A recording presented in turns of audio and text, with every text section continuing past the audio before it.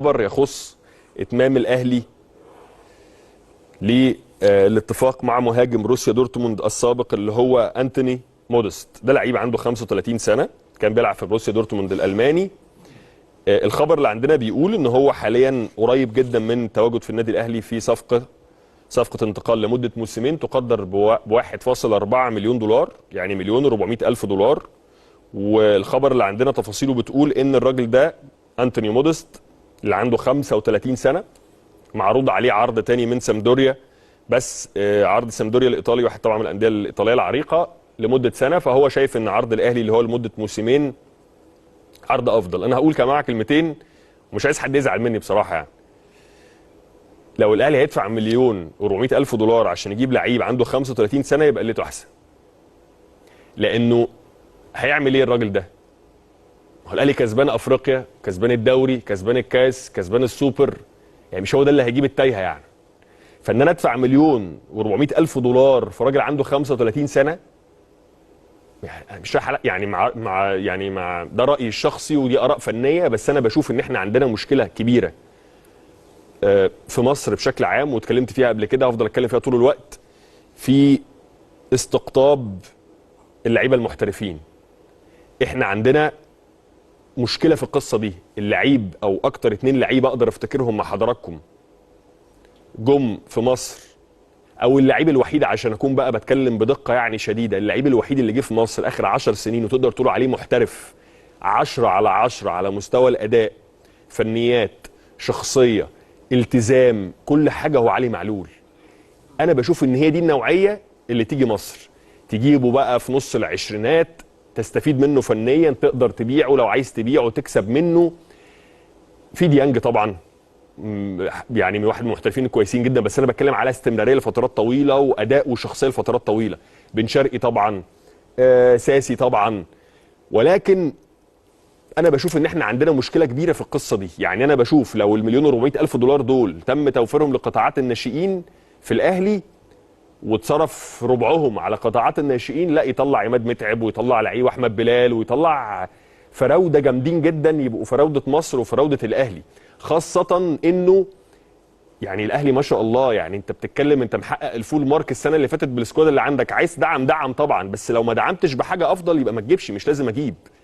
يعني الاهلي السنه دي واحده من اهم المميزات اللي عنده انه عمل تدعيمات بسيطه بس جامده جدا. امام عاشور جامد جدا، رضا سليم جامد جدا، لعيبه صغيره، لعيبه واعده تديك سنين قدام.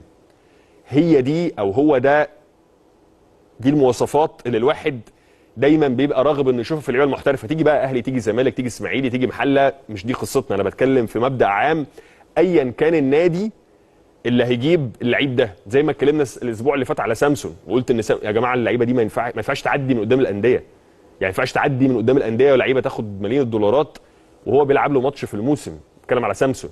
نفس القصه مودست 35 سنه. ليه؟ يعني ليه الاهلي ياخد؟ هتقول لي طب كاس العالم للانديه ماشي، نجيب حد جامد جدا عشان الاهلي يكون موجود في كاس العالم للانديه ويشرفنا ان شاء الله ونطمح بالذهبيه ونطمح بالفضيه. الاهلي جاب برونزيتين قبل كده ومن غير مودست ومن غير لعيب عنده 35 سنه.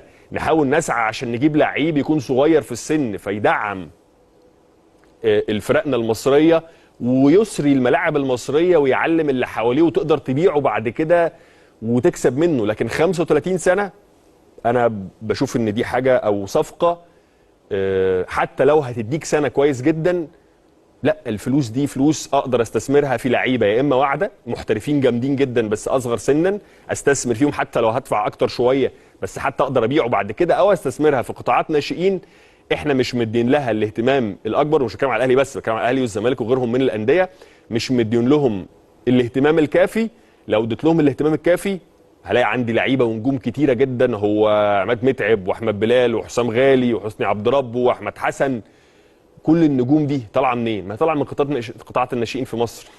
بس اهتم بالقطاعات دي، اهتم بالتغذيه بتاعتهم، بتدريبهم، بتاهيلهم، بمدربينهم، اديهم مرتبات ملائمه، وفر لهم ملاعب كويسه، لبس كويس، تغذيه كويسه، تاهيل طبي كويس. كل ده والله 2-3 بس تلاقي عندك 4-5 لعيبه كل سنه بيغذوا الفريق الاول ويبقوا احسن بكتير جدا من ان انا اروح اجيب لعيب عنده 35 سنه بصراحه. شوف بقى يا ابو خليل، علشان نكون واضحين وصريحين، انت من اكثر الناس اللي انا عارفهم وعارفهم كويس جدا جدا. انت زملكاوي زملكاوي زملكاوي، مفيش خلاف، ما عندكش اي نوع من انواع المهنية.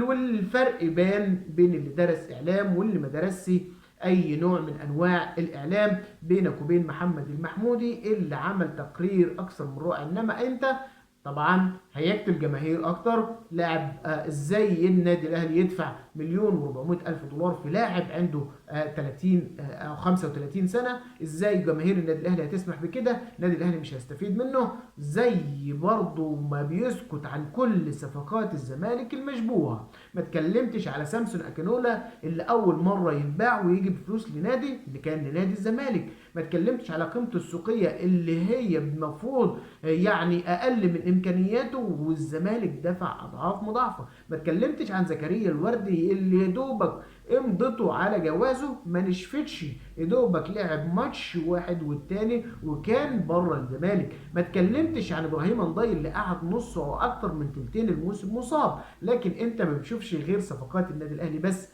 هي انت واخدها كده من زاويه واحده بس، هي زاويه ان انا ازاي اهاجم النادي الاهلي وما اتكلمش على نادي الزمالك. لكن احنا عارفين ان انت ما عندكش اي مهنيه، عشان كده مش مستنيين منك اي كلام او اي يعني اشاده بالنادي الاهلي. ابراهيم عن جواد، زيرو مهني.